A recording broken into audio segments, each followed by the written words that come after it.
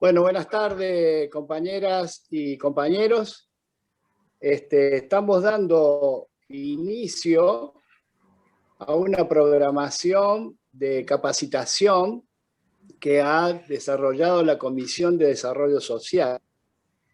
Para nosotros esta capacitación es muy importante porque pretendemos con ella seguir fortaleciendo el conocimiento de lo que es los desarrollos técnicos y de las diferentes comisiones, en un programa de capacitación para todas las comisiones técnicas. Y la de desarrollo social en particular, que es la que donde nosotros estamos trabajando, que corresponde fundamentalmente a todo el sector de la economía social. Y esta capacitación pasa por la primera charla, que es una charla de economía, para saber dónde estamos ubicados internacionalmente y nacionalmente. Esta charla la va a dar el doctor Arnaldo Bocco, como ustedes saben, es un actual director del Banco Central, es un compañero con el cual venimos trabajando desde hace muchos años, y va a estar también el compañero Eduardo Sigal, vicepresidente del partido, que nos dará una salutación como presidente del partido. Y ahora le voy a dejar la palabra a nuestra coordinadora de la Comisión de Desarrollo Social, que es María José, nuestra querida Majo. Estás con tu palabra. Bueno, muchas gracias. Buenas tardes a todas y a todos. Bueno, en mi rol de coordinadora de la Comisión de Desarrollo Social Nacional de los participatorios del Frente Grande, estoy representando a cada una y cada uno de los compañeros y compañeras de nuestra comisión. Esta comisión, que es federal y que de cada provincia realizamos un esfuerzo mancomunado, trabajando todos los días para el beneficio y desarrollo de los compañeros, compañeras y sus territorios. Va mi agradecimiento a los compañeros de todas las provincias y, por supuesto, no quiero dejar la oportunidad de agradecer a las técnicas y técnicos de nuestra comisión que nos permiten, con su aporte invalorable, apropiarnos de las herramientas existentes para el desarrollo de los compañeros y sus territorios.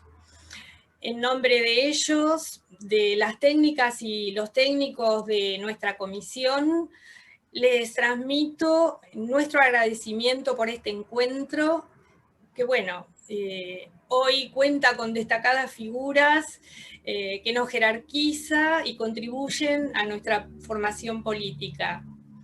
Quiero agradecer al doctor Bocco, a Eduardo Sigal, a las autoridades de Frente Grande Nacional, a Enrique Fernández Quintana y, por supuesto, a los compañeros y compañeras presentes. Muchas gracias. Gracias, Majo. Eduardo, tenés tu palabra como vicepresidente de nuestro partido. Gracias, Enrique, gracias, Majo, por haber organizado la actividad.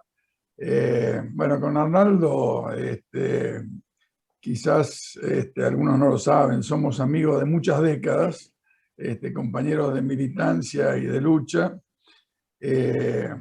Siempre me acuerdo, Arnaldo, aunque hace mucho que no lo recordamos, esos encuentros que teníamos en la calle Solís. Teníamos un local en la calle Solís, casi Independencia, en los inicios, en el proto Frente Grande, en realidad. Ahí nos juntábamos muchas veces entre reunión y reunión, o antes de las reuniones, o después de las reuniones, a compartir un rato con Arnaldo, que siempre ha sido muy enriquecedor para todos nosotros. Yo lo quiero provocar un poco, Arnaldo. Yo no sé qué tiene pensado, pero como sé que es un compañero que sabe y sabe mucho, lo quiero provocar un poco al inicio de la charla esta, con algunas inquietudes que yo tengo, por lo menos, y que me parece que que pueden servir para el tema de la reunión. No lo habíamos acordado, así que si me puteas, puteame en bajito o mañana cuando nos vemos. En estas horas ha habido y se está instalando una especie de debate interno en quienes estamos en el frente de todos, básicamente sobre el tema del aumento de la tarjeta alimentar, el monto de la tarjeta alimentar, y algunos lo ponen como en contraposición de una política que nosotros venimos impulsando, que es el del trabajo garantizado. La idea de generar políticas de inclusión más estables y permanentes que giren, más que en el subsidio, que giren en la generación de empleo. Y creo que cuando hablamos del tema básicamente cooperativismo, mutuales, estamos apuntando justamente a la capacitación y a la capacidad de generación de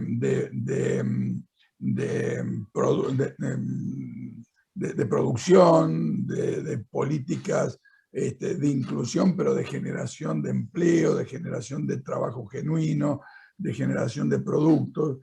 Yo no sé cómo lo ves, Arnaldo, el tema. A lo mejor plantear como una contradicción es falso. Yo entiendo, por supuesto, que hay emergencia. En la emergencia hay que salir a apagar incendios. La política, la situación económico y social que nos dejó Cambiemos el país ha sido un desastre. Y a eso se sumó a los pocos meses la pandemia.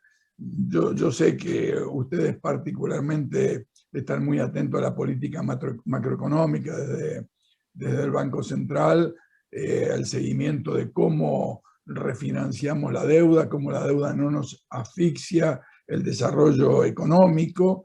Lo entiendo perfectamente, pero me llamó la atención este debate que se ha instalado, incluso desde algunos funcionarios del propio gobierno, vinculado a desarrollo social, algunas polémicas que se han lanzado del movimiento de desarrollo, de los movimientos sociales. Por eso me parecía interesante, no sé si provocarte, pero por lo menos plantear si en algún momento de tu exposición podés dar tu opinión sobre estas cuestiones. Y desde ya, saludar a todos los compañeros y compañeras que nos acompañan.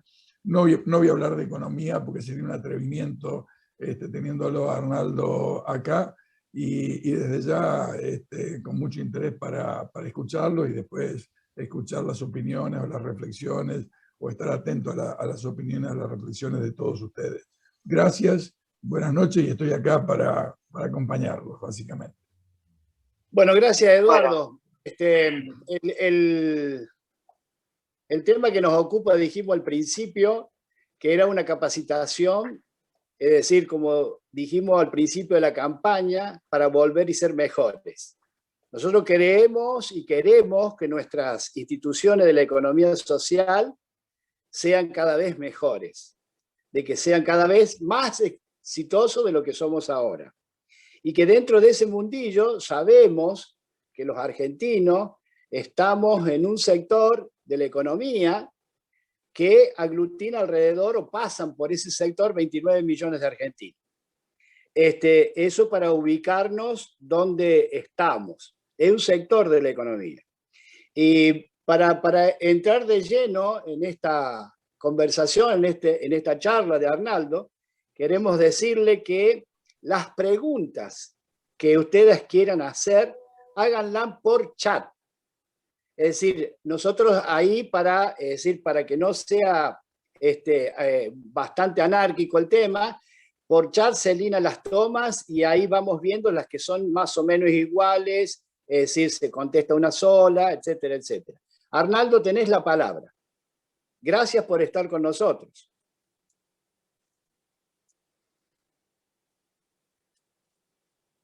Se nos fue Arnaldo.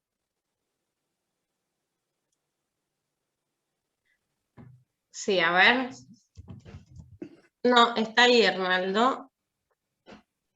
A ver, ahí. Ahí está. Sí. Bueno, buenas tardes. Es un placer estar aquí con ustedes. La verdad que tengo una pantalla negra, no sé para quién estoy hablando, pero bueno. Evidentemente, como ustedes están grabando esta charla, eso puede estar dificultando tal vez, no sé.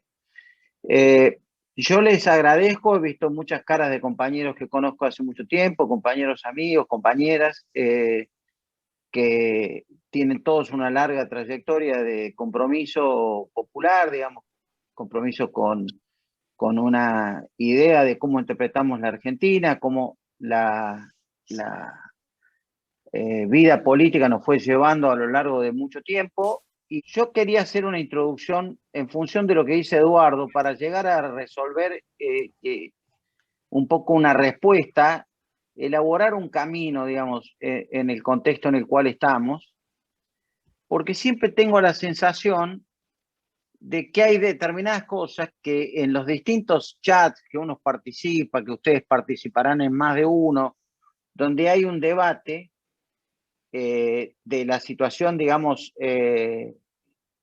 presente, de determinado grado de análisis que se realizan de parte de todos los compañeras y compañeros que integramos este espacio de Frente de Todos, donde hay veces hay determinadas políticas del gobierno que a muchos no les gusta, a muchas no les gusta, y tengo la sensación que hacemos comparaciones que no son necesariamente las más adecuadas, porque estamos comparando el final de algo con el comienzo de algo que es infinitamente distinto. Entonces, ¿yo cómo veo esta situación? Bueno, miren, yo les digo, yo empecé a trabajar en mi segundo mandato en el Banco Central, después de haber estado con Cristina y con Néstor, en una entidad totalmente distinta de lo que fue históricamente el banco. En una entidad vacía, en una entidad desideologizada totalmente, sin presencia de los establecimientos más duros, de lo que es la regulación del sistema financiero, y también con pautas culturales de gestión pública muy distintas.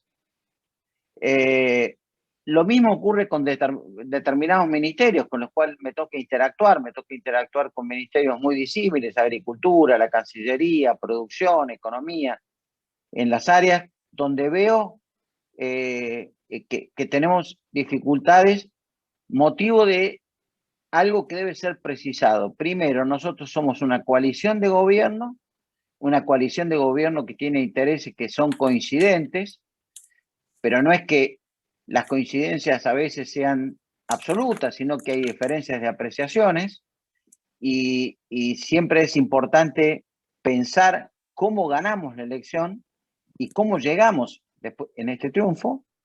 En segundo lugar, quiero señalar que buena parte del costo que nos tocó pagar por la transición, nosotros llegamos con una inflación del 55% aproximadamente, llegamos con un endeudamiento nuevo de 120.000 millones de dólares, con deudas a 100 años, llegamos con una tasa de desempleo creciente, con cierre de empresas, llegamos con una tasa de interés activa pagada por grandes empresas del tamaño de las más grandes de la Argentina, oligopólicas, que pagaban el 90% de tasa. Llegamos con una Argentina devastada. Y creo que la inteligencia promedio de quienes llegamos fue de mucho optimismo. Es decir, bueno, vamos a llegar, vamos a ser mejores, vamos a cambiar las cosas. Es un país complicado la Argentina, no la cambiás de la noche a la mañana. Y es complicado, por ahí voy a decir cosas poco simpáticas, con el único objetivo de provocar un debate, digamos, para que ustedes también sigan pensando.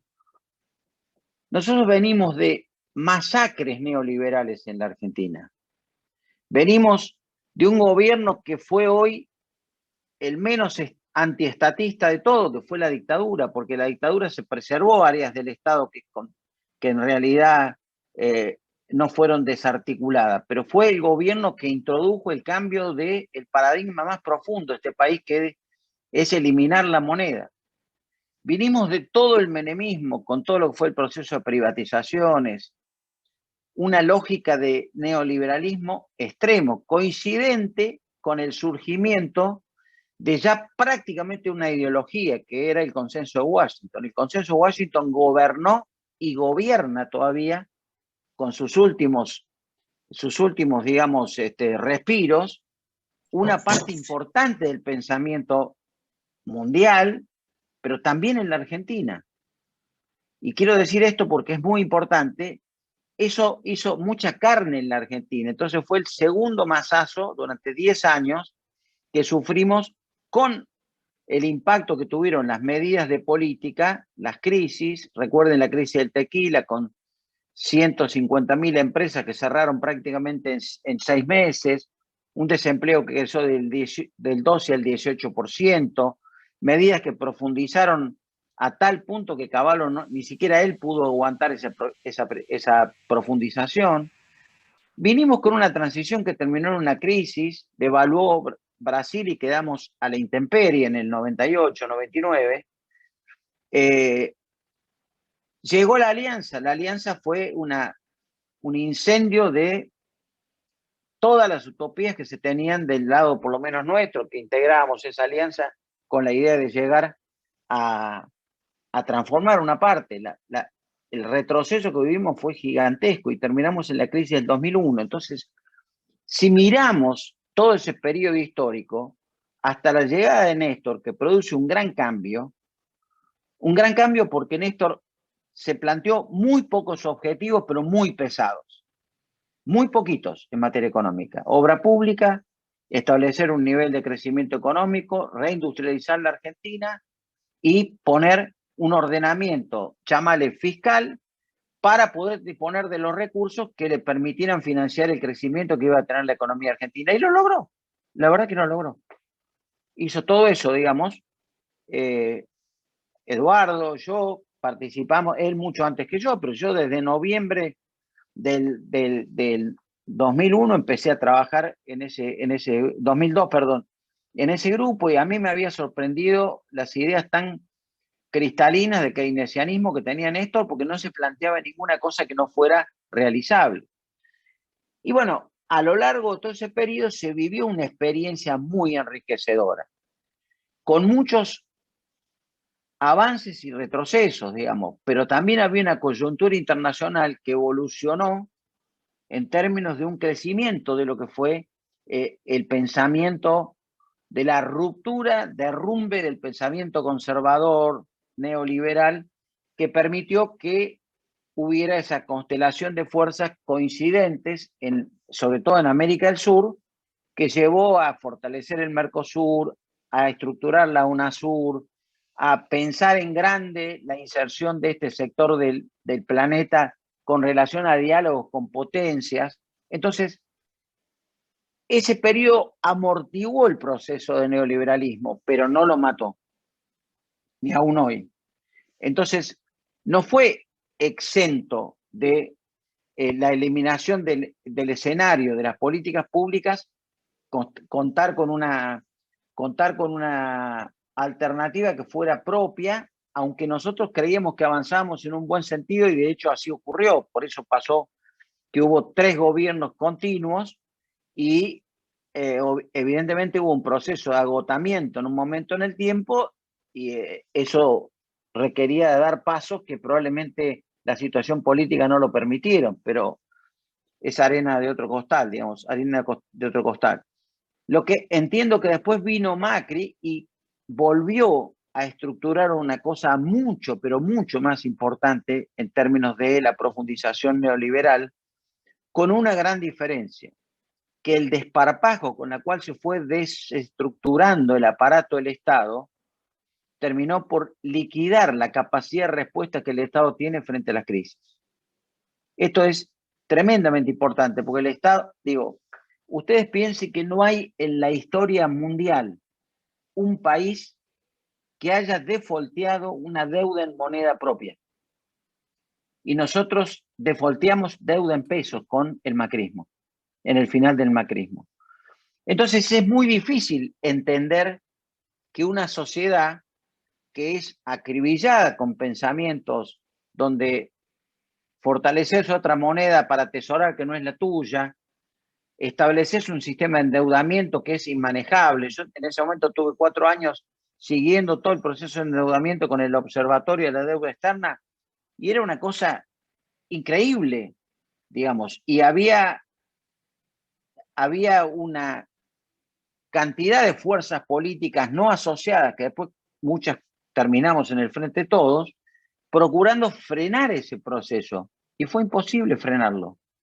No hubo fuerza capaz de frenar ese endeudamiento, no había poder y balance de fuerzas que nos frenaran frente a eso. Ahora, en ese marco, la Argentina, y esto es un tema, digamos, que probablemente un día dejemos la política y yo me voy a ir con una tremenda frustración. Somos tremendamente ombliguistas. Nosotros pensamos que los problemas de la Argentina comienzan en nosotros, nos miramos el ombligo y terminan en nosotros. Y no pensamos la interconexión con el resto del mundo. Entonces eso nos hace pagar un costo muy alto, porque nosotros no tenemos un proceso de integración con el resto del mundo. Estamos integrados con el mundo en una desindustrialización que tiene la Argentina en curso, que tuvo y todavía no se paró, con un proceso de reprimarización, con un proceso, digamos, de grandes altibajos y luchando contra ese pensamiento sometedor que es el neoliberalismo, con una fuerza demasiado heterogénea para enfrentarlo. Ahora, ¿cómo es el mundo? Vos tenés una clase empresarial dominante en la Argentina que en ese periodo histórico avanzó hacia la consecución de una sola ideología. El neoliberalismo eliminó la conciencia industrial de la Argentina. La Argentina, con todo respeto, no tiene, como le dije a Eduardo varias veces, no tiene un Helvar hoy que sea capaz de convocar a los empresarios, como fue Helvar, con un Perón, con un sindicalismo y estructurar un plan trienal y establecer un acuerdo social para bajar la inflación y establecer un programa de crecimiento a 3 años. Hoy no hay un empresario que se le pase por la cabeza jugar ese rol. Y voy a relatar cosas que nos pasó en la gestión para que ustedes aprecien. Lamento si hay empresarios porque probablemente les va a tocar, digamos. No hay empresarios pensando en lo que la vieja izquierda, digamos, la tradición de izquierda tradicional hablaba de empresarios con proyecto en sí y para sí. No hay. Hoy no hay en la Argentina un empresario nacional que tenga un proyecto de país. Porque si lo tuviera, generaría un encandilamiento de fuerzas que están tras la búsqueda de un líder. Entonces vos te encontrás con que el sector empresario, y te hablo de los que llaman nacionales, los que se llaman populares, etcétera, cuando reciben beneficios estatales son un empresario más. Y varios de los empresarios que son referentes han ido convergiendo a la gran transformación donde empezó en la Argentina muy tempranamente con la dictadura militar, pero el proceso de predominio del sistema financiero y la hegemonía de la renta agraria, que son coincidentes, renta financiera con renta agraria, después convirtieron en renta urbana, es lo que domina la cabeza del sistema capitalista en la Argentina. No hay un empresario, hay muy pocos, pero a la luz de la reorganización que necesita nuestra economía, donde vos puedas pactar que durante determinados cantidad de años, 5 años, vamos a destinar a inversión productiva tanto, vamos a establecer un esquema de tasa de interés de estas características, la oferta de crédito la vamos a hacer en esta dirección, vamos a subsidiar al sector productivo. Porque ¿cuál es la reacción que tienen los empresarios? Minimizan el valor de la política del Estado y maximizan la política personal. Entonces, el primer problema que tenemos es que más allá de cualquiera de las situaciones que estamos viendo nosotros como consecuencia de la falta de ciertas posiciones más firmes que uno ve en el gobierno, o la posición desdibujada que tiene frente a ciertos temas, o incluso hasta posiciones diferentes en ciertos temas, es producto de una sociedad que no ha estructurado un programa económico de consenso básico, lo que fue Huerta Grande, La Falda en la década del 60 y los 70, con un sindicalismo poderoso, lo que fue la burguesía industrial de base textil, mecánica, automotriz, de lo que fueron los grandes procesos posteriores de reactivación que tuvo con Néstor, que ganó mercados, que estableció ingresos de nuestros productos en países. Miren, les vamos a contar, creo que Eduardo no estaba todavía en la Cancillería. En el año 2002, 2003, hicimos el acuerdo con México, ¿no? Fue ahí el acuerdo con México. Nosotros fuimos 8 de la Argentina. Yo había ido al gobierno porque cuando vino Duhalde, en la caída de Jorge Remes, Labaña me convoca que vaya a hacerme cargo de alguna función, y una de las funciones que elegí fue ir de presidente del vice, porque era lo más cómoda. Era una situación de crisis financiera y el vice estaba hasta la cabeza de plata. Entonces yo lo que podía hacer es con ese banco prestar plata para la producción, cosa que hice, digamos. Y cuando llegamos a México, nosotros éramos 8 a discutir el convenio, los mexicanos eran como 40, y nosotros fuimos muy asustados porque no estábamos en condiciones de discutir un convenio, digamos, comercial con un país mucho más grande, con un Estado mucho más consolidado que el nuestro. Y dijeron, no sean problema, cuando discutimos el NAFTA con Estados Unidos, nosotros sentíamos la misma sensación de ustedes. Ellos trajeron un experto por párrafo.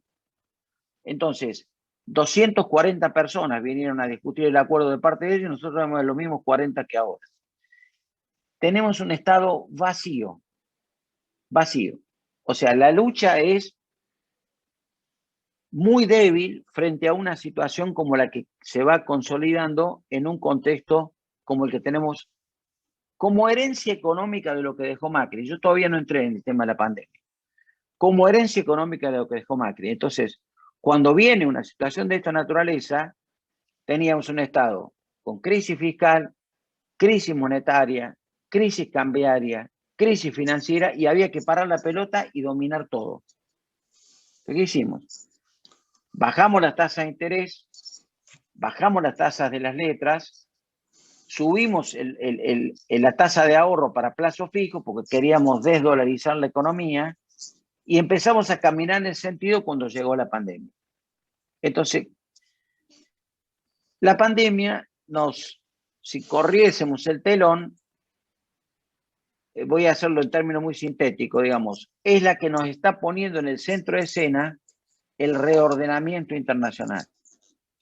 La pandemia está conduciendo, no me voy a meter en cuántos enfermos, cuántos muertos, cuánta tecnología ni vacunas sean, pero nos cambió el eje de lo que es la política y la construcción de la agenda política de este periodo que viene.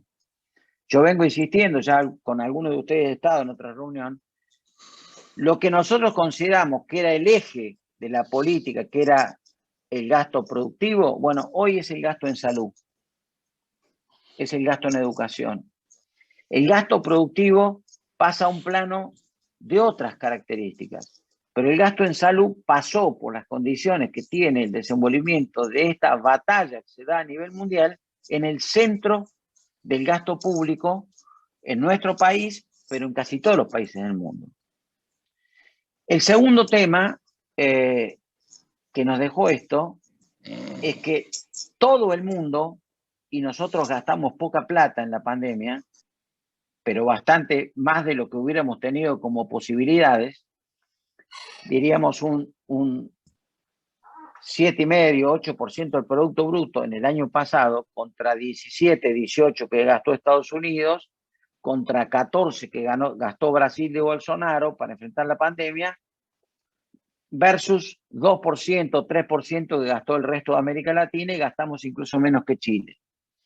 Porque el Estado tiene una enorme debilidad para enfrentar esto. Entonces lo que se hizo fue rearmar políticas, y no voy a entrar en ese detalle, sino en la parte económica, y rearmar una oferta que cuando vino la caída de la actividad, donde el producto cayó, la cantidad de puntos que vimos, digamos, 20 puntos en 30 días, nosotros estábamos en una política de enfrentamiento para que no se derrumbara el aparato productivo.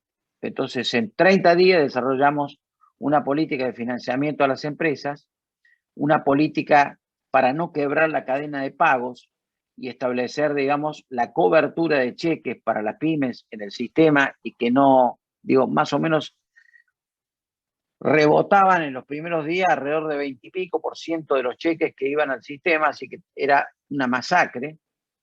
Empezamos a introducir una cantidad de políticas atendiendo a financiar a esos sectores.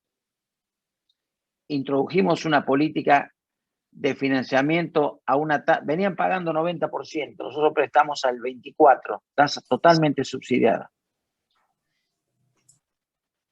¿Qué pasó los primeros días? Los primeros días los bancos colocaban entre 10 y 15 mil millones de pesos por día de crédito para pymes. Y a nosotros nos explotaba la venta de dólares. ¿Qué hacían las pymes? ¿Levantaban los cheques? No.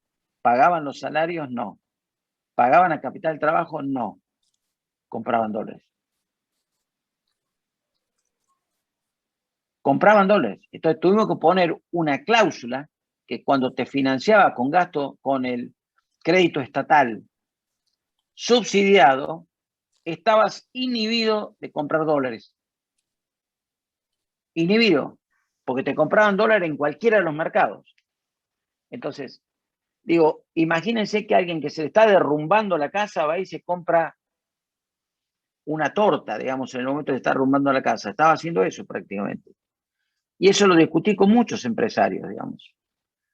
Cuando lo discutí, te das cuenta que todos estaban en esa posición. ¿Qué quiero decir con esto? Que no hay establecido un aliado para un programa como el que nosotros creemos que se puede hacer, que esté conscientemente parado frente a la alianza con los trabajadores, con los movimientos populares, con los distintos sectores, con capacidad para responder ante una situación de esta naturaleza. Esto fue cambiando con el tiempo, pero tuvimos que ir cerrándole todas las políticas para que pudieran no acceder al mercado de compra de dólares. Hasta que tener dólares dejó de ser negocio. O sea, si vos pensás hoy, ¿qué significa tener dólares? Nosotros no vendemos más dólares hoy porque no es negocio vender dólares. No es negocio comprar dólares. Los grandes movimientos que se dan diariamente en la economía son productos de gente que mueve pesos en la economía. Porque hoy tener peso produce beneficios. Tener dólares con este control, con este precio de los commodities y con la liquidación que estamos teniendo en los últimos 2 meses, el dólar va a quedar más o menos estabilizado en un punto por debajo de la inflación. Entonces, si vos tenés dólares, vas a perder plata en este periodo. Alguno pensará, bueno, es un dólar barato y voy a comprar dólares para más adelante, qué sé yo. Bueno, eso pasó un poco. Ahora, nosotros tuvimos, ahora les relato un poquito, voy a buscar un vasito con agua.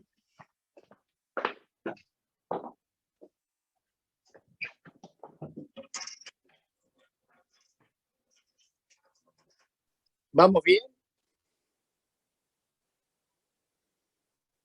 ¿Estamos atentos? Perfecto, Enrique, todo bien. Bueno, Muy interesante la charla del doctor, muy esclarecedora, sí. Estás muteado, Arnaldo, estás muteado. Qué tramposo que es esto. Cuando nosotros empezamos a poner en marcha el plan de financiamiento PYME, metimos más o menos 600.000 millones de pesos en 4 meses y llegamos a casi 400.000 pymes. Después llegamos a casi 600.000 personas físicas con crédito a tasa cero, y llegamos más o menos a 4.800.000 cuentas que se abrieron de personas que recibieron el financiamiento de IFE y de los distintos planes que siguió el gobierno. En ese periodo nosotros colocamos a sectores nuevos casi 1 billón de pesos en el año pasado. 1 billón de pesos en crédito. Gente que no había tenido crédito. Gente que se había endeudado a tasas altísimas, con lo cual se vieron obligados a casi sucumbir. Estos valores que están publicados, mañana tengo que dar una charla para 40 periodistas porque precisamente nunca conseguimos que nadie saque nada de estas cosas y tampoco el gobierno ha hecho mucho esfuerzo en promocionar lo que fue la reconstrucción de la burguesía argentina con financiamiento estatal, porque fue eso. Le regalamos la plata, pero eso permitió que sobreviviera una parte importante del sector empresario. Muchas empresas decayeron, los más chiquititos, el comercio, tratamos de llegar al comercio, llegamos con créditos muy chicos que se llamaba Pyme Plus, llegamos a la cultura, estamos hablando de miles de millones de pesos que fueron a esos sectores, créditos. Llegamos a los sectores marginados. La política que llegó del gobierno en materia financiera y el IFE particularmente jugaron un rol muy importante, muy importante. Lo que quiero señalar es que todo esto se dio en un marco donde acá era un drama. Nosotros hicimos un estudio ahora estos días y nunca el sistema bancario argentino dio tanta plata en tan poquito tiempo. Nunca. Para encontrar la cantidad de operaciones que teníamos, no hay en 3 años, 4, pudo haber llegado a semejante cantidad. Pero bueno, se hizo una buena alianza ahí y la gente tuvo esa posibilidad de llegar y tener financiamiento, que era lo que nosotros queríamos para, más allá de cuando le cortamos el chorro del dólar, lo terminara volcando en sus empresas. Y hoy tenés empresas que están trabajando en 3 turnos, desde la metalmecánica, la textil, maquinaria agrícola, distintos sectores que ya no solo están trabajando, están ganando mucha plata y tampoco toman crédito porque se autofinancian con su propia rentabilidad. O sea que ese contexto funcionó. Ahora, ¿cuál es el verdadero drama, incluso en la clase política? Que nosotros no estamos mirando al resto del mundo, no estamos viendo las cosas que pasan en el resto del mundo. O sea, es cierto, lo de Biden es una sorpresa. Todo el mundo está sorprendido, incluidos los norteamericanos. Pero nosotros leamos bien esto, porque esto que yo voy a decir no lo van a escuchar de nuevo, salvo la próxima vez cuando me inviten, y yo voy a decir, ¿se acuerdan cuando le dije tal cosa hace un par de años atrás? Porque espero que si ya no se olvide. Me invito, el gallego. ¿Quién es la primera potencia del mundo hoy? Lo vamos a hacer explicar.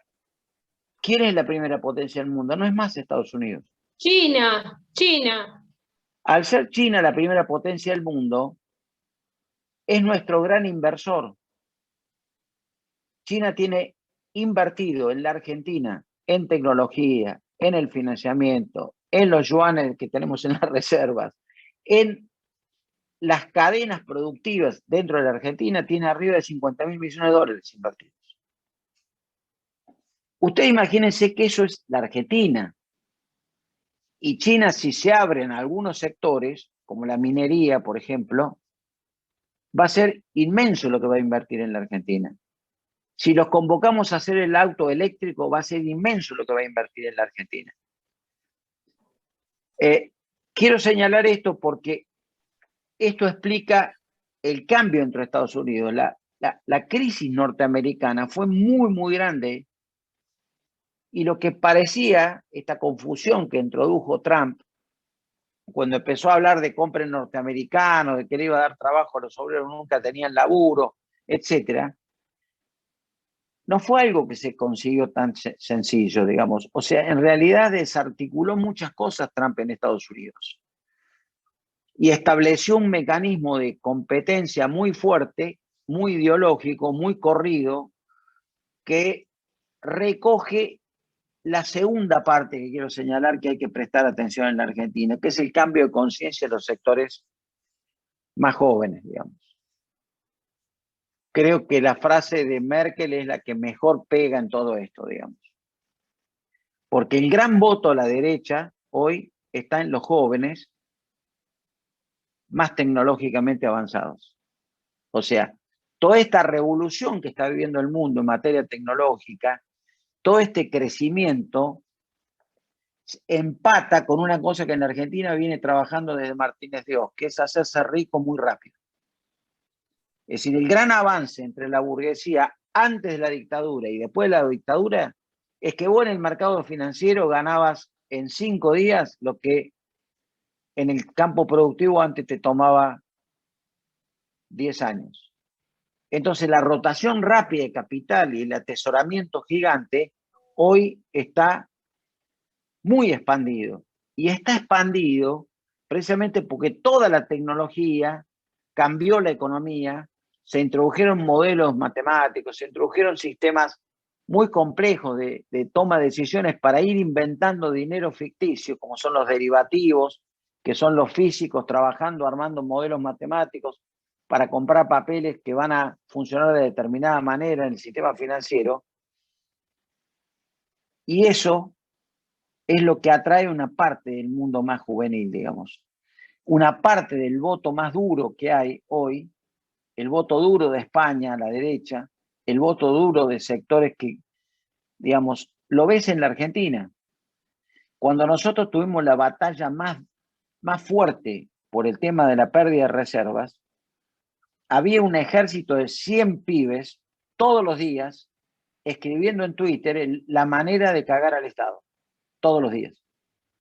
Decían, esta circular del Banco Central, en Twitter te ponían, se entra por acá, se sale acá, el rublo se hace de esta manera y terminas cobrando dólares de esta forma. O sea, la juventud maravillosa era maravillosa, pero justamente para debilitar al Estado. Y lo digo en el día del himno, que han circulado algunos videitos hoy bastante interesantes sobre lo que significa escuchar el himno, digamos. Esta es una generación sin patria, ni bandera, ni dinero. Está acá porque le resulta cómodo, pero esa es la ideología con la que nos estamos enfrentando nosotros. Y es precisamente lo que tenemos, lo que más aborrecemos de lo que está enfrente. Cuando vemos la situación tan cruel del tipo de debate político que tenemos, de las expresiones que usa Cambiemos, de las expresiones que usa el PRO, el radicalismo PRO y todos los sectores más complejos del mundo reaccionario de la Argentina, es precisamente esa. Entonces tenemos un conflicto de envergadura, donde hemos resuelto la deuda privada, hemos resuelto una partecita muy chiquita de la actividad económica, estamos tratando de resolver la otra parte de la actividad que no es fácil, que requiere de muchos recursos, y bueno, a algunos nos gustaría gastar más plata para que las cosas tomaran menos tiempo en resolverla y a otros les cuesta un poco más. Pero no, todavía no llegué a lo de Eduardo. Entonces lo que digo es, discutamos mucho entre nosotros, pero cuando yo veo que la discusión es solo entre nosotros y lo que consideramos que está bien o mal del gobierno, porque hay cosas que muchos escriben y consideran mal del gobierno, que yo las considero que hay que merituarlas, hay que medirlas bien cuando uno abre juicio de valor muy rápido, ¿viste? Cuando pega un sablazo sin saber lo que es la manufactura de la política pública. Es muy difícil la política pública, porque no tenemos Estado. Si no, pregúntenle a Eduardo, digamos, si tienen Estado en la provincia de Buenos Aires. No tenemos Estado, compañeros, el Estado es un pan de manteca. Vos mandás la mano así, va hasta el fondo, digamos. O sea, no hay musculatura en el Estado. Las personas estratégicas del Estado son trabajadores temporarios. No tenemos una burocracia armada dentro del Estado. Tenemos cuadros muy buenos, todos con factura. Entonces, para tener Estado hay que tener un Estado con estabilidad en la forma que los cuadros se vinculan a la construcción de la política pública todos los días. Yo no puedo tener un Estado donde la conducción técnica del Estado, no los cargos políticos, está en manos monotributistas, porque yo sé que la lealtad es baja. Tengo que armar otra cosa. Entonces, digo, es muy difícil porque nosotros estos temas no los estamos discutiendo. Cuando yo veo que se discute si vamos a nacionalizar o no, cuando veo cómo se discute si vamos a nacionalizar o no la hidrovía, no estamos teniendo idea de lo que eso significa.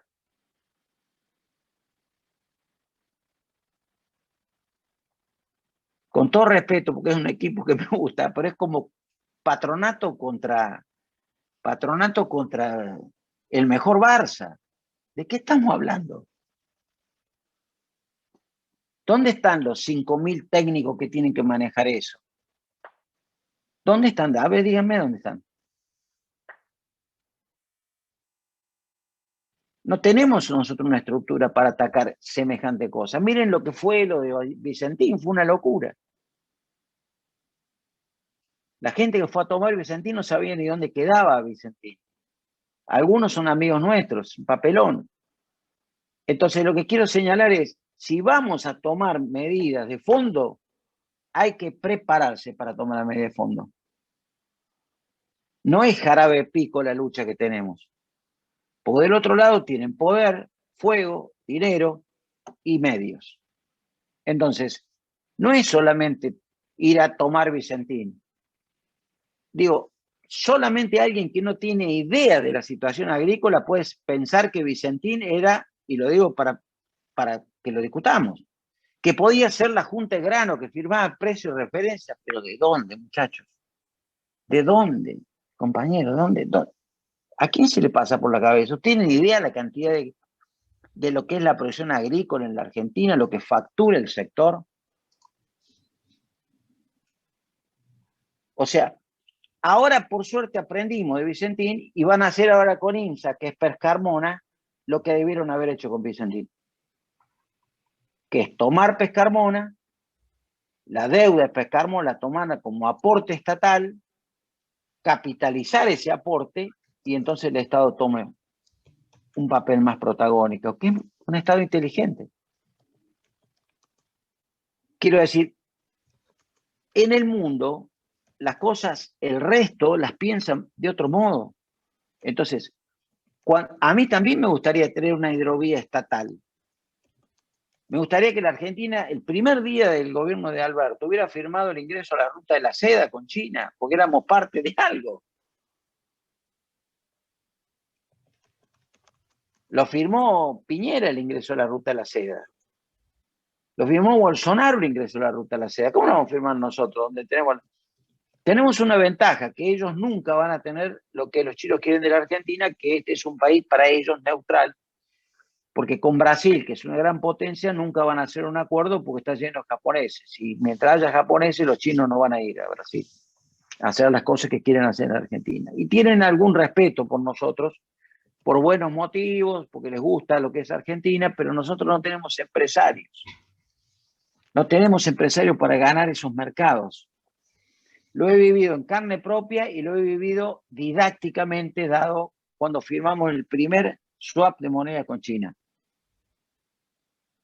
Cuando firmamos el primer swap de moneda con China en el 2009, el presidente del Banco de China, del Banco de la República del Pueblo de China, que es el Banco Central, nos dijo, bueno, ya está, listo, 10.000 palos, van para allá, a otra cosa. Un cuadro que habla 7 idiomas, increíble, miembro del Comité Central del Partido Comunista. Dice el tipo, ahora que firmamos esto, ¿me pueden decir por qué exportan soja ustedes a China? Bueno, pero es lo que logramos nosotros. No, nosotros necesitamos tecnología agraria de ustedes. Vengan y capaciten a nuestros productores son campesinos. Y ustedes me meten la soja, no. Eso me está diciendo, no tienen plan de largo plazo. Cuando volvimos acá, juntamos todos los que podrían ir, estatales y privados, a hacer alguna cosa a China.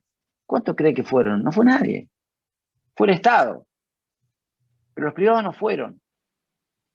Entonces, es muy duro tener una sociedad como esta Argentina, porque no tenemos en ese sector que es clave. Podría alguien dedicarse a hablar del sindicalismo, no es mi especialidad, pero yo trabajo y peleo todos los días con los empresarios. Tengo un Zoom 3 veces por semana puteándonos con la UIA, con este, con el otro, porque en realidad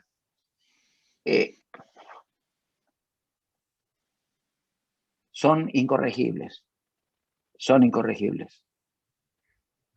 Entonces, por eso digo, la gran batalla es desideologizar de neoliberalismo a buena parte de los actores, incluido el campo progresista, que está lleno de neoliberales. Y si no, hagan un ejercicio, gente progresista, y pregúntenle, van a ver que hay 3 de cada 10 que te dicen que emitir es inflacionario. Y nosotros hace 6 meses que estamos bajando la emisión de una manera escandalosa. Y estamos teniendo la inflación que tenemos. O sea, y eso te lo dicen compañeros nuestros. Che, tengan ojo con la emisión. ¿Qué emisión? Estamos retirando guita. ¿Qué emisión? Entonces, lo que digo es, si nosotros no discutimos, siempre tuve un maestro grande, digamos, que me decía, en la Argentina siempre no podés discutir la pobreza. En la Argentina tenés que discutir cómo son los ricos, no cómo son los pobres. Los pobres ya sabemos cómo somos. Si vos no discutís el rol que ejercen los poderosos en la Argentina, mirá el debate de lo que fue el impuesto a la riqueza. Una batalla de la puta madre.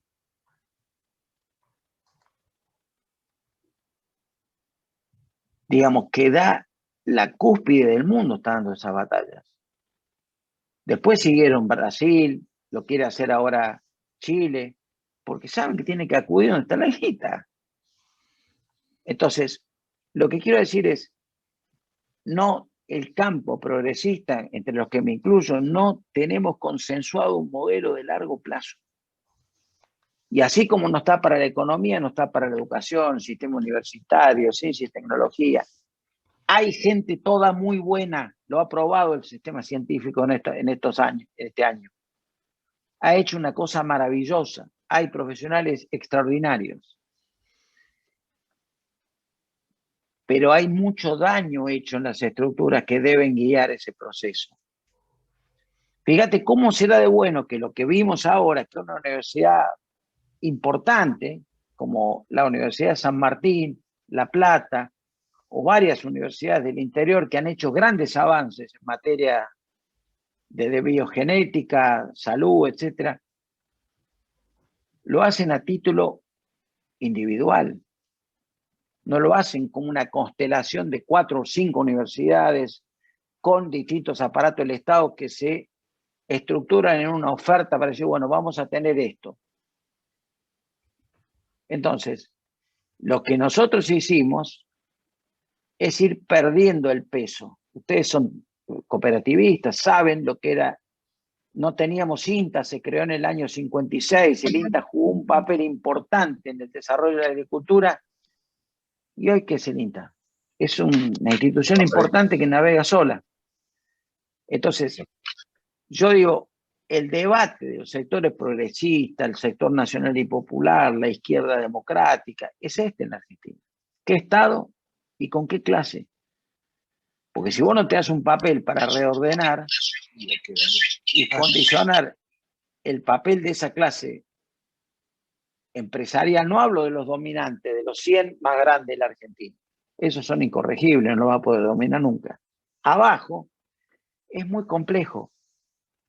Esa es una parte de nuestro debate. Entonces, cuando mirás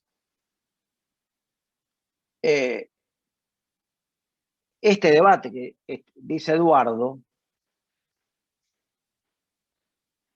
ambos tienen razón, los dos tienen razón. Les digo, no sé si va a salir. Yo estoy trabajando en un programa sobre 3 millones de argentinos que son sectores cuentapropistas, patrones hasta una persona y personal, digamos, que podría uno llamar autoempleados, para generar un crédito para estos sectores Le metimos a los bancos un desafío que es, tienen que prestar a los no bancarizados. El que no tenga ningún vínculo con un banco, hay que prestarlo. Así llegamos al 91% de los adultos con cuenta bancaria en este periodo, ¿no? Pues se han abierto muchos millones de cuentas nuevas. Cuando miramos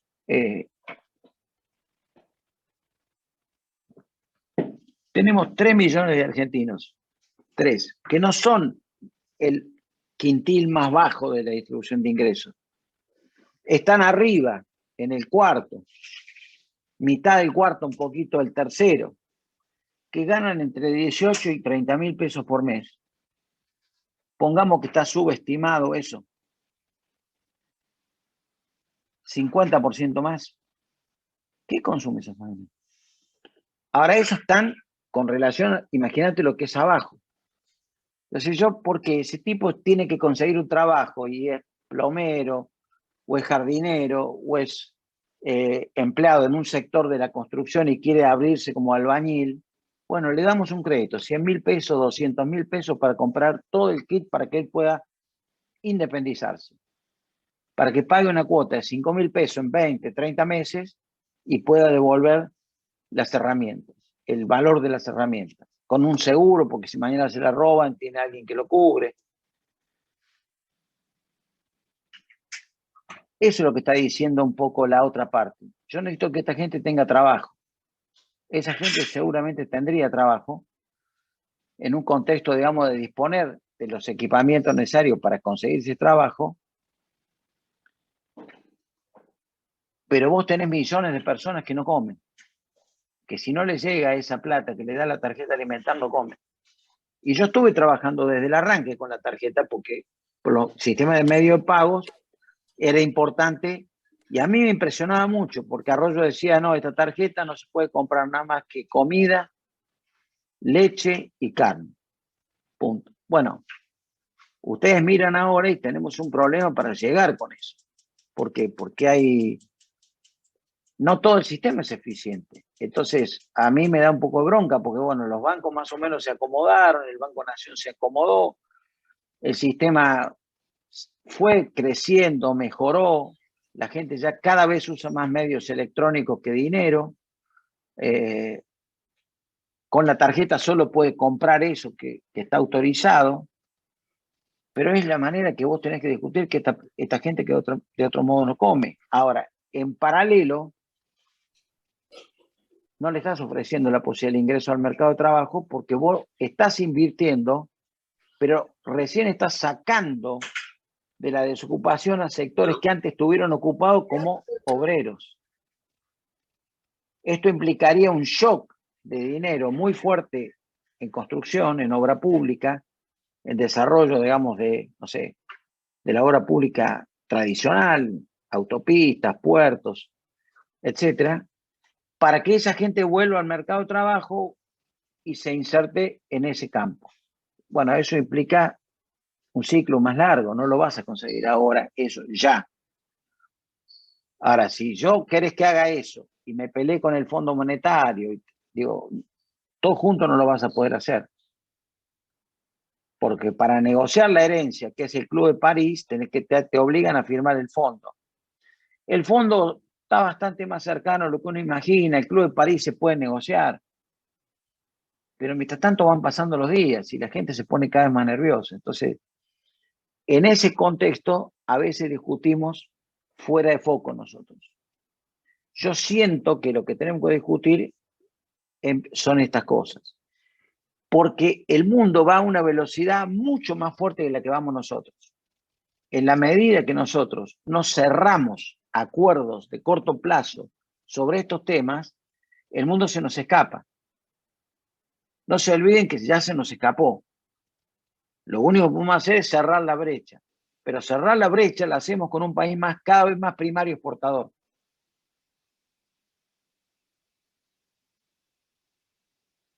No la cerramos exportando automotores, porque estamos compensadito, y eso que nos está yendo muy bien, porque le dijimos a los tipos, ustedes no pueden traer coches si no exportan.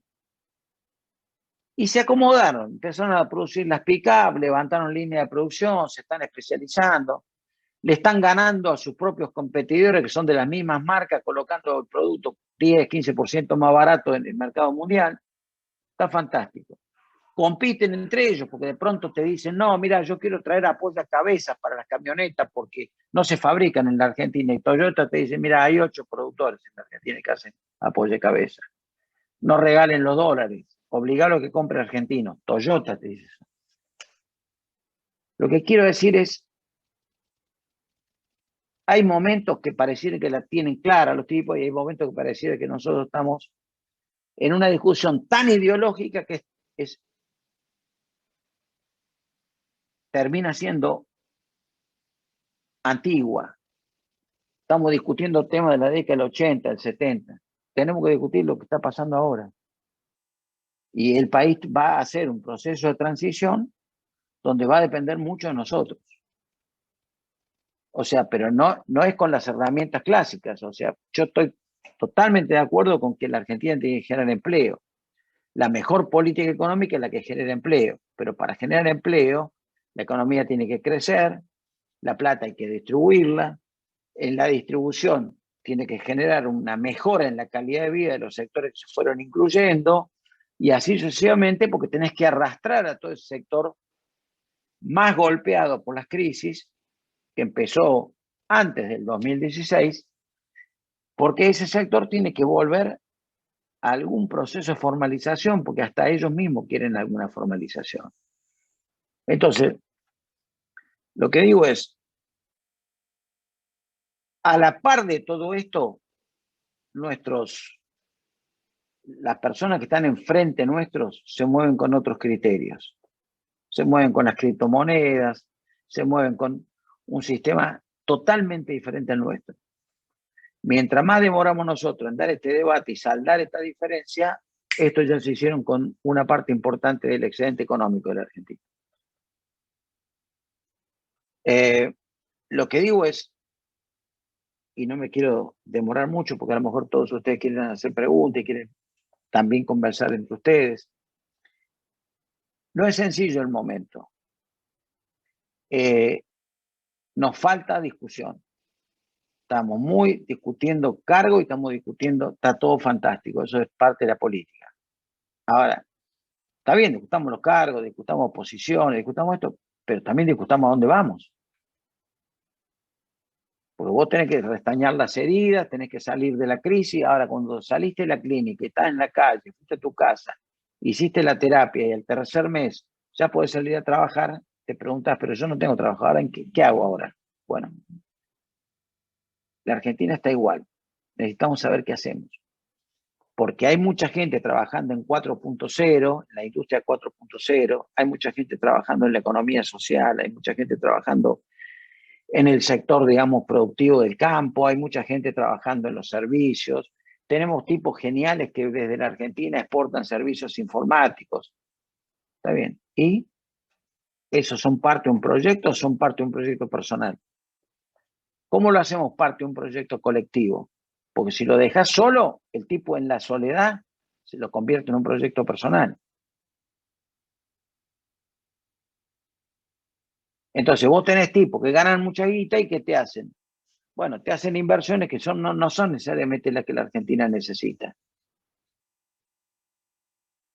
Bueno, ¿cómo guiamos para crear el incentivo que se invierta en esos sectores? Yo digo una cosa, con el campo y el sector primario no alcanza para casi 50 millones de tipos de personas que viven en este país. Hay que pensar otra cosa. Hay que pensar otra cosa. Entonces, eso implica un debate muy profundo. Porque como vamos hacia eso. Ahí siempre la música te la va a terminar poniendo la mesa de enlace, te la va a terminar colocando los sectores más reaccionarios del sector industrial. Ahora, si vos tenés cómo equilibrar esa fuerza, bueno, evidentemente hoy el presidente de la UIA sería otro, el que va a ir a la UIA. No sería el que está con más chances.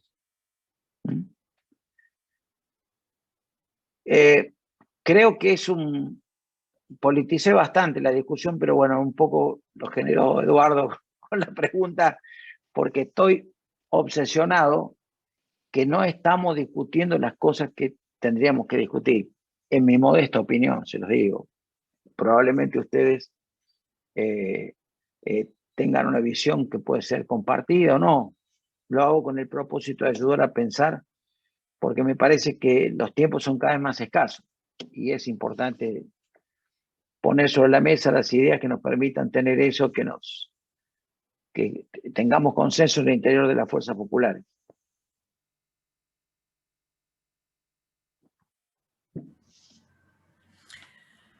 Bueno, nos dejás alambrando, Arnaldo. La verdad que has hecho un disparador. Hay cosas que comparto, hay cosas que no comparto. No en lo económico, porque evidentemente no me da el piné, como diríamos en mi época, para discutir de economía de vos, sino desde el punto de vista político. Me parece que tenemos que tener utopías o tenemos que tener ideas fuerza para llegar a lo que vos decís, a la discusión del país que queremos o hacia dónde vamos.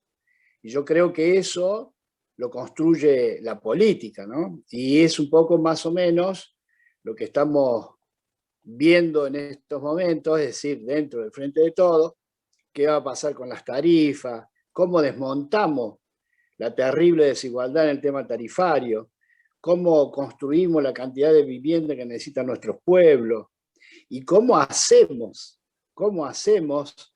para frenar los precios de los alimentos. Es decir, me parece que hay que volver a lo que vos dijiste con Néstor. Pongamos 3 o 4 ideas fuerzas para ver cómo desarrollamos.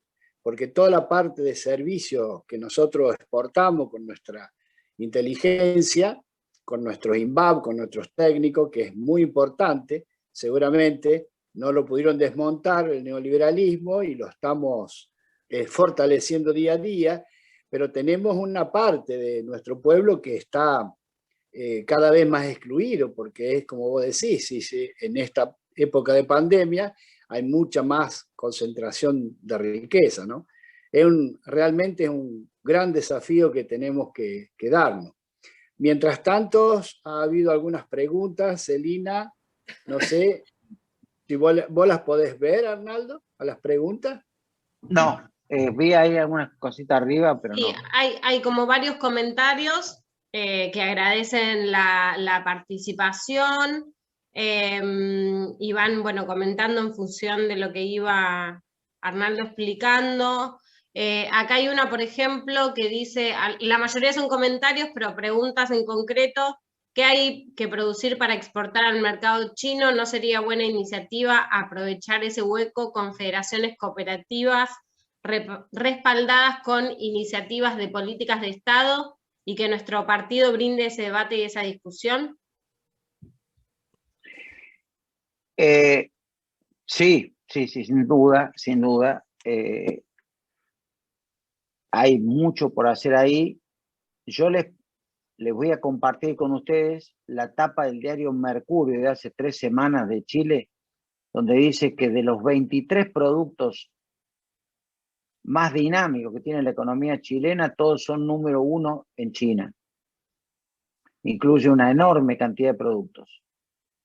Todos iguales a los que producimos en la Argentina. Sin embargo, nosotros no desembarcamos con otra cosa que no sea lo más elemental y con escasísimo valor agregado. Ahora, Chile tiene 23 productos de alto impacto que los exporta. A mí me da muchísimo estímulo discutir esto, porque vos podés exportar.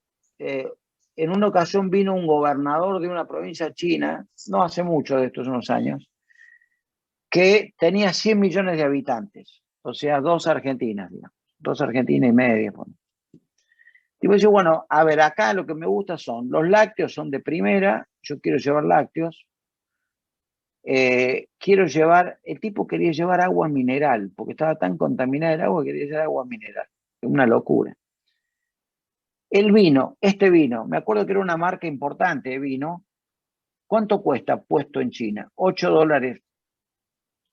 Bueno, yo para traer este vino de Francia me cuesta 18.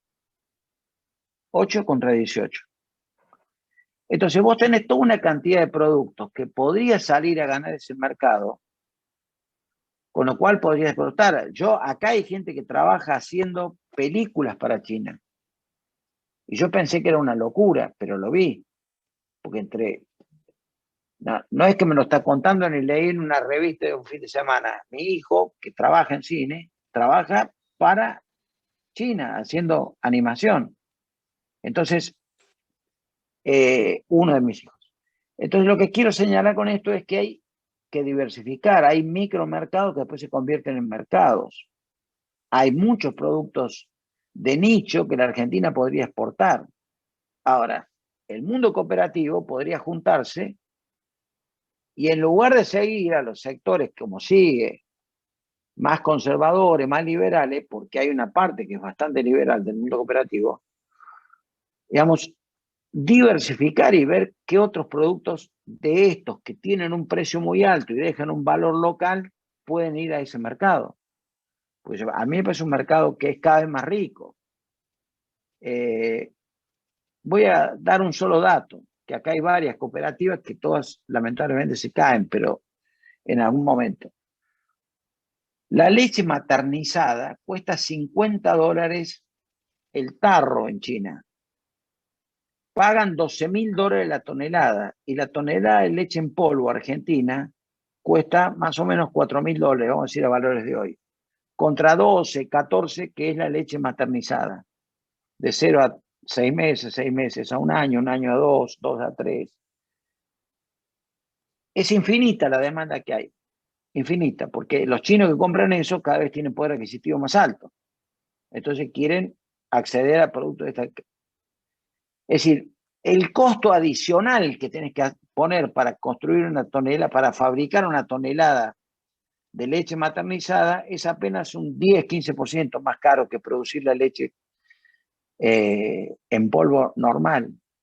Y no hay oferta exportable, ¿viste? Es una cosa que hoy, además tenemos la ventaja, justo este momento, que por razones estratégicas, un alineamiento absurdo de Australia con Estados Unidos por un problema territorial, geoestratégico, le cerraron la puerta a los chinos después de 30 años de una relación comercial increíble. Entonces no le compran vino, no le compran leche, no le compran carne, no le compran nada. Digo, nosotros estamos llamados a jugar ese rol, a ocupar ese lugar. Bueno, eso implica no que el funcionario de la Cancillería o la persona que está en la embajada o en el consulado en Shanghái o en donde sea, te abra las puertas. Significa que, bueno, yo voy a armar este equipo, a ver qué podés. Veo todo lo que compra China y que exportan nuestros competidores y digo, bueno, yo voy a armar una fuerza de sector de la economía social, pequeños empresarios, con una plataforma de exportación para que se llegue a ese mercado. Pero bueno, eso implica un esfuerzo enorme. Como dice el gallego, lo puede hacer la política, pero la política puede hacer cosas si vos sentís que atrás te acompaña la gente. Si no te acompaña,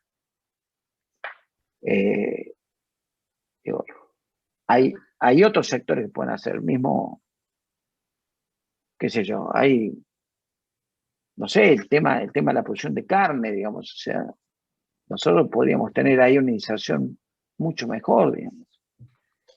Pero bueno, bien. Espero que no bajen las inversiones de ellos acá, que realmente sostienen cosas muy, muy importantes. Ahí te enviamos por WhatsApp 2 preguntas, que las mires. Una creo que es del compañero Néstor Logio, un gran amigo tuyo, que siempre tiene intervenciones bastante profundas que generan debates. Lo que venís diciendo, Arnaldo, y eso lo vemos, es decir, el Estado con su política pública, es decir, por lo menos donde nos movemos nosotros, evidentemente, no tiene una política estratégica, es decir, no tiene esos técnicos, es decir, que vayan definiendo una política estratégica a mediano y largo plazo. Entonces siempre estamos con la urgencia, es decir, y la urgencia es pan para hoy y hambre para mañana. Y por eso esta capacitación es porque estos temas de debate para aquellos compañeros que trabajan y tienen sus instituciones, es decir, empiecen a pensar que esta pequeña estructura que ellos tienen está enmarcada en una política más profunda y más compleja, que es la política económica nacional, ¿no? Sí, Arnaldo. Correcto. No, estoy leyendo las dos preguntas que me pasaste, no sé cuáles son estos. Una habla de por qué no obligamos a dar más crédito en materia hipotecaria. Bueno, ahí tenemos un problema, digamos, o sea que yo creo que el ministro de Vivienda, el compañero Ferraresi, está tomando una decisión, a mi juicio, correcta, porque él está diciendo, bueno, yo para sectores de clase media que tienen capacidad de desarrollar una vivienda de gama media alta para arriba, bueno, tiene capacidad de ahorro para pagarlo. Pero yo voy a hacer viviendas populares, donde durante 30 años una familia pueda pagar el 30% del ingreso de un sueldo y con eso... El problema del crédito hipotecario en la Argentina es que necesitas que sea estatal. Y para que sea estatal vos tenés que tener garantía, porque el depositante argentino deposita, los bancos no tienen plata propia. Los bancos administran como un kiosco. Vos le bajás el plazo fijo, las cuentas, etcétera, y se da vuelta y lo presta. Es un kiosco que vende guita, vamos a ser claros. Entonces, si yo tengo gente que me la va a dejar por un día la plata, yo no la puedo prestar a 30 años. ¿Me explico? Entonces es muy difícil. Yo más tarde o más temprano no voy a tener una crisis, porque no me va a alcanzar nunca la plata para financiar viviendas. Para eso necesito tener una entidad estatal que arme un esquema de financiamiento con fondeo de largo plazo, que es una combinación, y de ahí voy a financiar viviendas. Y la otra cosa es que hay que tener algún ingenio también para generar, bueno, de cédulas hipotecarias, generar mecanismos, que en esta etapa lo estamos viendo nosotros. Pero, bueno, ahí les quiero decir algo, que también es bien polémico lo que voy a decir. Ustedes vieron que un gran problema que tenemos en la Argentina es el hecho de la indexación por UVA. ¿No es cierto? Los que tomaron crédito hipotecario indexados por UVA. De ese sector hay más o menos 105.000 personas que toman crédito UVA. Problemas tienen 3.000. El resto los pagan normalmente. De ahí se agarra los funcionarios cuando dicen, para, el UVA es un problema, pero a la clase media yo le doy un Procrear y me lo va a pagar, porque tiene capacidad de ahorro. Él, la familia, alguien lo ayuda. Entonces, yo creo que es muy mal crédito el UVA, es pésimo como idea, porque eso funciona cuando hay estabilidad. Si no hay estabilidad y inflación, más tarde o más temprano no va a haber problemas. Pero lo que está haciendo Ferraresi es muy importante. En esto es empezar. Cuando empezás, entonces después vienen sucesivamente una cantidad, digamos, de alternativas, de inversores, etcétera, que empiezan a establecer otro mecanismo para el tema de vivienda. Con relación a lo que me preguntaron sobre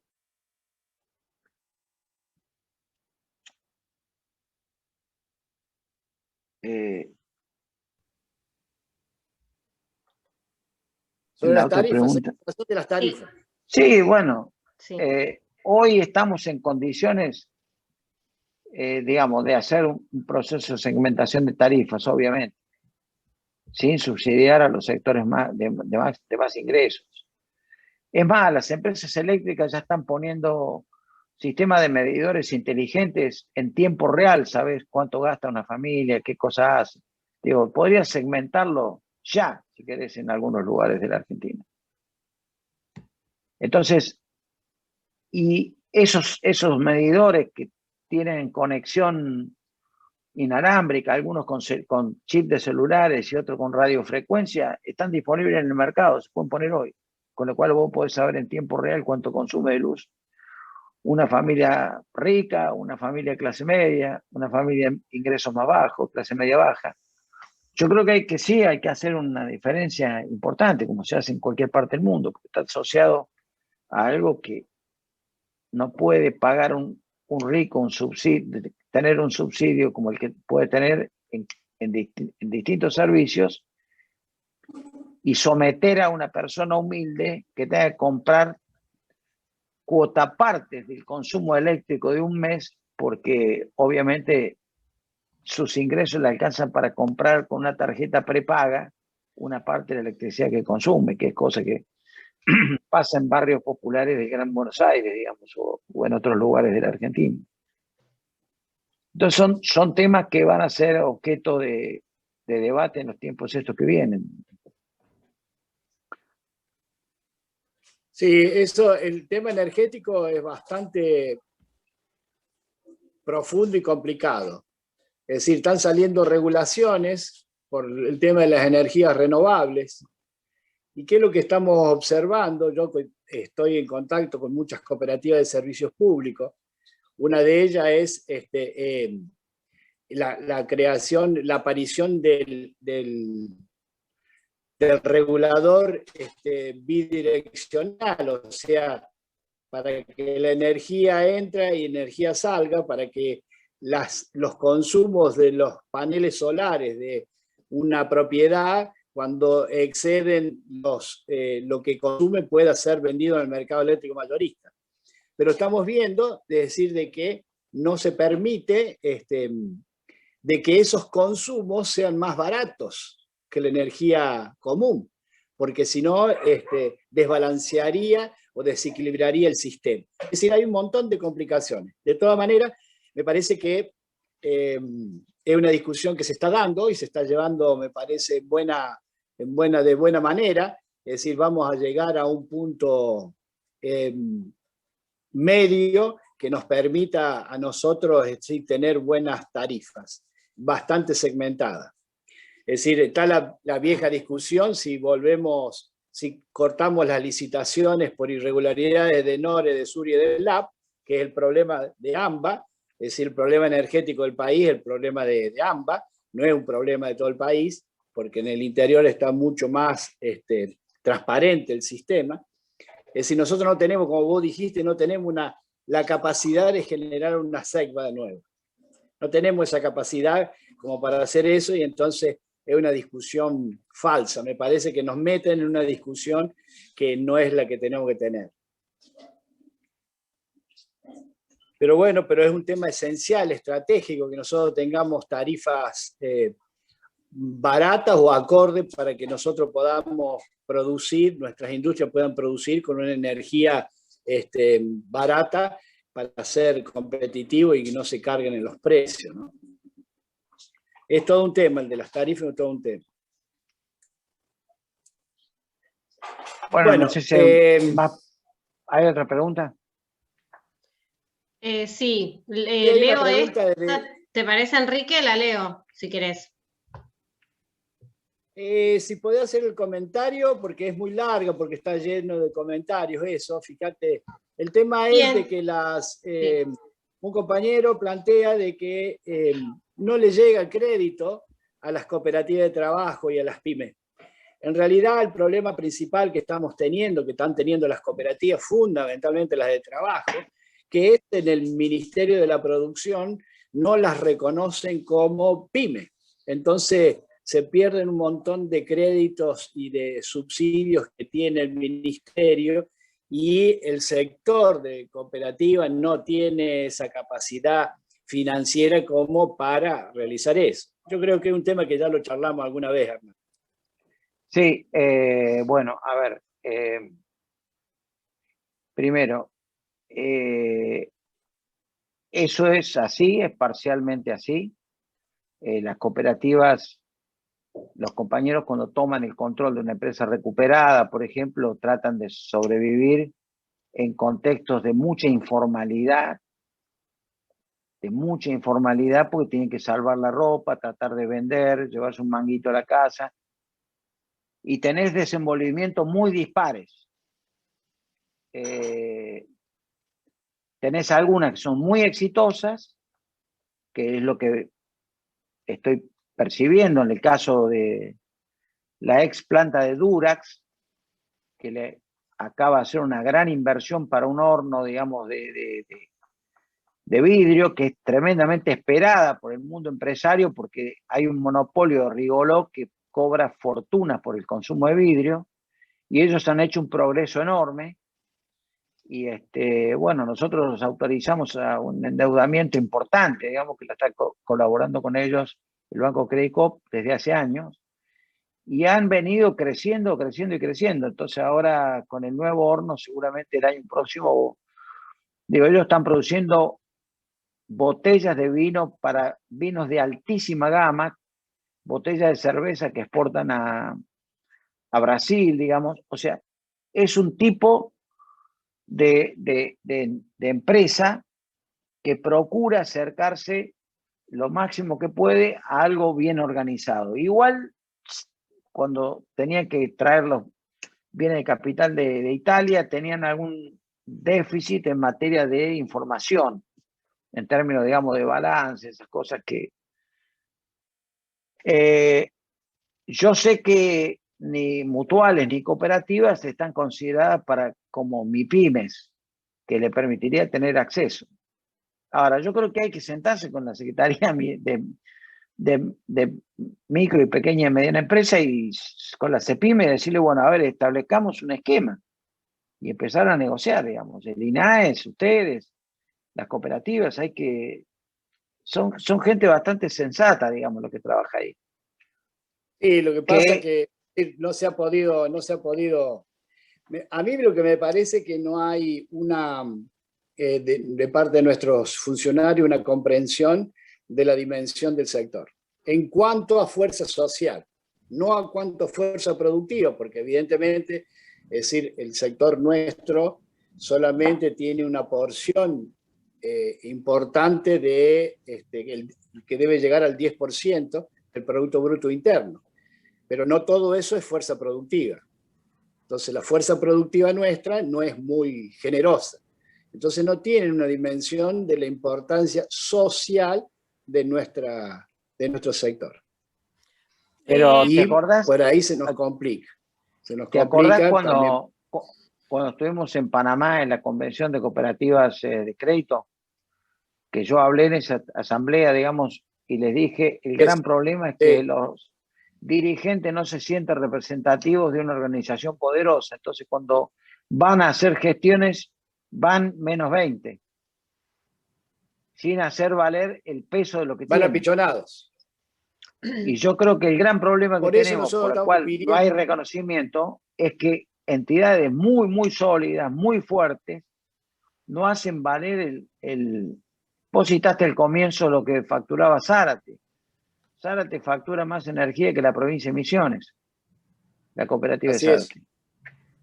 Y bueno, entonces, si vos tenés entidades de esa naturaleza, creo que hay que reacomodar un poco el tablero, establecer un modelo y sentarse a discutir con producción. Y tendrá el organismo madre del INAES que llevar adelante la discusión en la representación del movimiento cooperativo.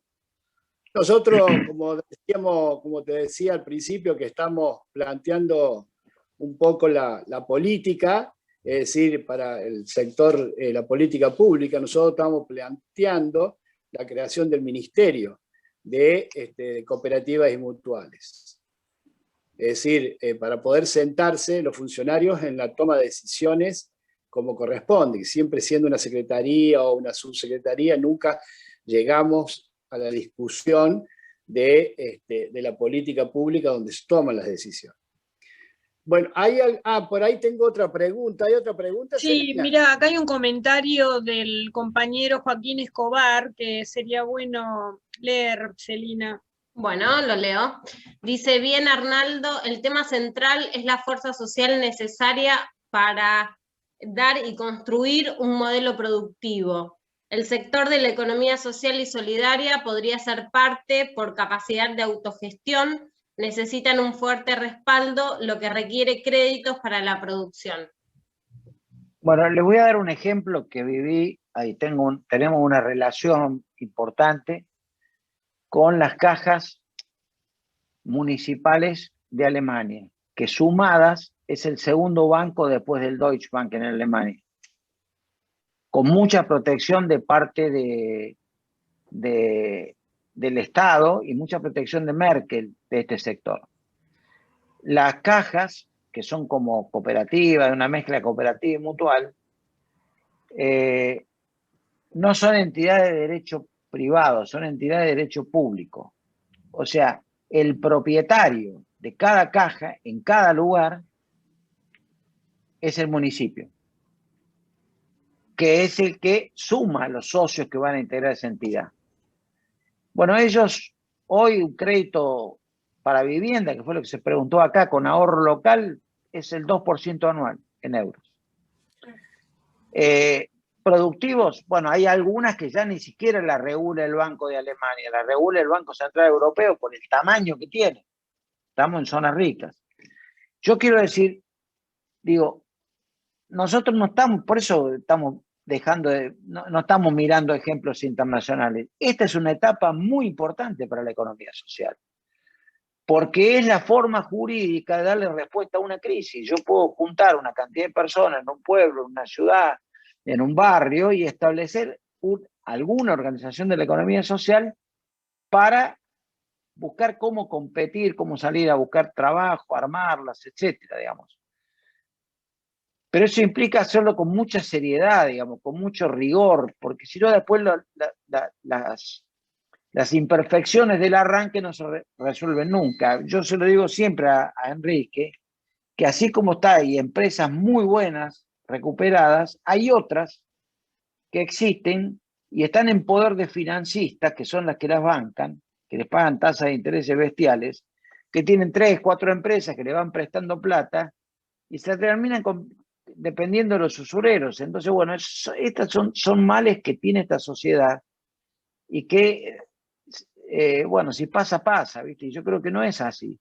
Que para darle jerarquía a un ordenamiento social, comunitario, donde participan actores de la sociedad civil, participan líderes, dirigentes, políticos que tienen una situación clara, lo mejor es hacer las cosas con organización. Buscar la hermandad con otros organismos que hay en Francia, que hay en Italia, que hay en Canadá, donde estos movimientos funcionan con un poder gigantesco. Brasil mismo, las cooperativas en Brasil tienen un director en el Banco Central, la cooperativa de crédito, por representación del sector. Entonces, yo creo que son todas cosas que vale la pena que se exploren, digamos, que se exploren y se introduzcan en una agenda, se peleen, se converse con los funcionarios. A mí lo de producción me parece que es un tema conversable con la cuestión de las cooperativas de servicios. Yo también creo que sí. Hay una pregunta que no sé si la vas a poder contestar por el secreto. Una pregunta dice: ¿cómo limitarán de cara a las elecciones el impacto al mercado negro del dólar tan fácilmente manipulable? Bueno, como lo venimos haciendo hasta ahora. Bueno, Celina, le digo una cosa. Hoy casi batimos récord en suba de reserva, no en compra de dólares, en suba de reserva. Así que estamos muy contentos con lo que hemos logrado. Este año hemos comprado de lo que habíamos perdido, casi 5.000 millones de dólares. Así que es una cifra para nosotros muy importante. Es una cifra que no se nos escapó, no se fugó. Celina, ¿vos tenías otra pregunta? No, no hay más en el chat. Después hay muchos agradecimientos y saludos de todos los compañeros y compañeras por, bueno, y agradecen la charla y la explicación de Arnaldo. Muchas gracias. Y el modo educativo de comunicar todo lo que compartimos acá. Quiero decir que no minimizo lo del tema del dólar, porque en cada elección, yo tuve ya muchas elecciones en el Banco Central, en cada elección empiezan a aparecer una serie de cadenas de consultoras que empiezan a dar cifras alocadas y un tema que tienen los financistas es su baja formación intelectual. Entonces se comen cualquier curva, digamos, pero sobre todo por una razón, porque mientras más volatilidad hay en los mercados, más guita ganan, digamos. ¿Me permitís un comentario? Sí. No, gracias, Arnaldo. Me parece ya hemos ido abordando con profundidad el tema, lo has ido abordando, creo que es muy importante. Vos sabés que este es uno de los 21 equipos de trabajo que lo llamamos participatorios, equipos técnicos que tiene la Fundación Acción para la Comunidad y el Frente Grande. Me parece que vos planteaste algunos ejes muy importantes para seguir trabajando en todo esto, que es cómo vamos articulando los distintos equipos y pensando un proyecto de país a mediano y largo plazo. Me parece que esto es fundamental. Por supuesto que hay respuestas para la urgencia, por supuesto que hay necesidad de responder a las demandas urgentes, pero lo que no podemos dejar de pensar la direccionalidad hacia dónde tenemos que ir. A mí me queda dando vuelta en la cabeza este planteo tuyo que me parece fundamental. Intentamos en un plenario de comisiones hace 2 semanas, un plenario de equipos, no abordar las temáticas en forma tan fragmentaria como la vamos abordando en cada uno de los equipos. Hemos tratado de agarrar temáticas, de ir agrupando distintos pensamientos y me parece que ese es el desafío que vamos a tener también para adelante. Nuestro aporte al gobierno es interactuar también desde el conocimiento, desde nuestra experiencia en las prácticas, a veces de la gestión y otras veces en lo social. Vos acá tomabas, si no me equivoco, una experiencia que comentabas, lo de Durax, si no me equivoco, por ahí está Joaquín que sabe mejor, eso es Cristal Avellaneda, es una empresa recuperada, es una empresa operativa. Tal cual.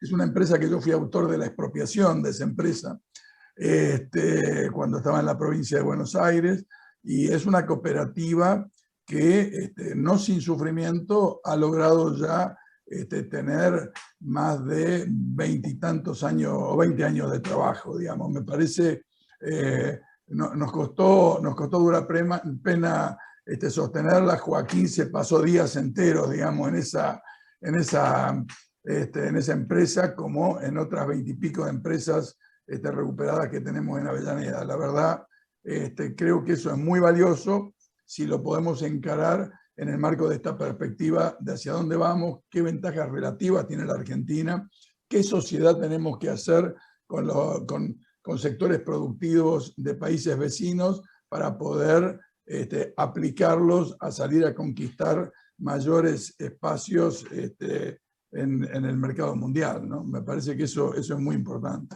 Yo quería hacer este comentario nomás. Lo que pasa es que, Eduardo, si no lo hacen los privados, lo tiene que hacer la organización social, que es esto. Es así. A mí me preocupa, discutiendo con los compañeros que están armando muchos supermercados, sobre todo mutuales, acá en esta provincia de Córdoba. Discutíamos con ellos los otros días y nos preocupaba que los alimentos dejan de ser alimentos para ser productos financieros. Entonces, que las alzas de precios están más ligadas a la especulación financiera que a otra cosa. Es más, charlábamos un momento, que me decía que el Estado trata de controlar a la fábrica, pero no controla a los que arman los precios de la hojalata, de esto que casualmente son los grandes los controlan, productores. Los controlan, pero escúchame. Bueno. No. Yo les quiero agradecer, miren, acá hay compañeros que conozco hace mucho tiempo. Jorge, pero perdóname, Gallo, me decía porque tengo que terminar porque tengo otra cosa, digamos, que quiero agradecerles. Veo acá compañeros que hace mucho tiempo que conozco, bueno, Néstor Loyo, además de Eduardo y el Gallego, a Gabriel Reyes, estuvo también Pablo Galarreta, que no sé, ahora no lo tengo acá en pantalla, y muchos más que conozco hace tiempo. Pedro, está gran afecto por Pedro y el trabajo que está haciendo. Así que con todo lo que pueda ayudar, yo siempre he tenido la costumbre de ir acompañando, soy un militante más, así que cuenten conmigo. Ojalá nos haya ayudado a que escuchen cosas diferentes para zamarrear un poco la cabeza, digamos, ¿no? Gracias. Sí, Porque sí, cuando veo que los compañeros escriben, al fin, por fin tenemos ahora a Cristina presidente, dije, uy, qué mal estamos, qué mal estamos. Gracias, Así que bueno, Arnaldo, Gracias. muchísimas gracias A todos todas compañeras. todos por haber gracias, participado compañeras, compañeros. en este primer encuentro de capacitación que estamos realizando. A los compañeros que no están trabajando con la Comisión de Desarrollo, que se incorporen, seguimos adelante. Ahí estaba el compañero de Cinco Saltos, es decir, director de cooperativa, que se sume a nuestra comisión. La próxima reunión, que es el próximo martes, vamos a tener al presidente del INAES, si no hay modificación alguna, el compañero Alexander Roy. Así que muchas gracias, Arnaldo, y felicitaciones por haber participado a todos los compañeros. Un fuerte aplauso para todos nosotros. Gracias, Majo. Y más gracias a todos. Gracias a ustedes. Gracias a todos. Gracias por invitarnos. Nos vemos la próxima Gracias. martes. Gracias, Bueno, Walter. Compañeras. Gracias, Elina. Felicito la organización, muy buena la organización, muchas gracias. Gracias. Buenas tardes. Gracias, Elina. Buen trabajo. Gracias, Elina.